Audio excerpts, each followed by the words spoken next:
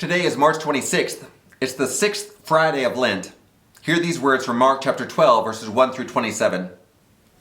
Jesus spoke to them in parables. A man planted a vineyard, put a fence around it, dug a pit for the winepress, and built a tower. Then he rented it to tenant farmers and took a trip. When it was time, he sent a servant to collect from the tenants his share of the fruit of the vineyard. But they grabbed the servant, beat him, and sent him away empty-handed.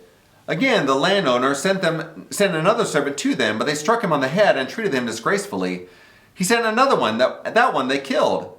The landlord sent many other servants, but the tenants beat some and killed others. Now the landowner had one son, whom he dearly loved. He sent him last, thinking, they will respect my son. But those tenant farmers said to each other, this is the heir. Let's kill him, and the inheritance will be ours. They grabbed him, killed him, and threw him out of the vineyard. So what will the owner of the vineyard do?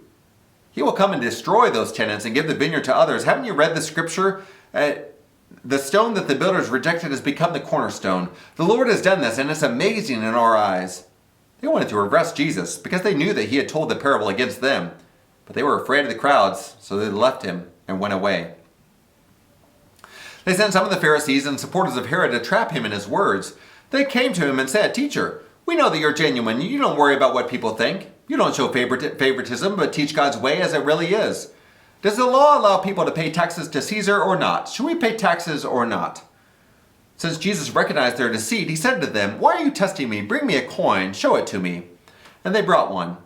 He said to them, Whose image and inscription is this? Caesar's, they replied. Jesus said to them, Give to Caesar what belongs to Caesar, and to God what belongs to God. His reply left them overcome with wonder. Sadducees, who denied that there was a resurrection, came to Jesus and asked, Teacher, Moses wrote for us that if a man's brother dies, leaving a widow but no children, the brother must marry the widow and raise up the children for his brother. Now there were 7 brothers. The first one married a woman. When he died, he left no children. The second married her and died without leaving any children. The third did the same. None of the 7 left any children. Finally, the woman died. At the resurrection, when they all rise up, whose wife will she be? All 7 were married to her. Jesus said to them, Isn't this the reason you are wrong? Because you don't know either the scriptures or God's power? When people rise from the dead, they won't marry, nor will they be given in marriage. Instead, they will be like God's angels. As for the resurrection from the dead, haven't you read in the scroll from Moses, in the passage about the burning bush, how God said to Moses, I am the God of Abraham, the God of Isaac, and the God of Jacob. He isn't the God of the dead, but of the living. You are seriously mistaken.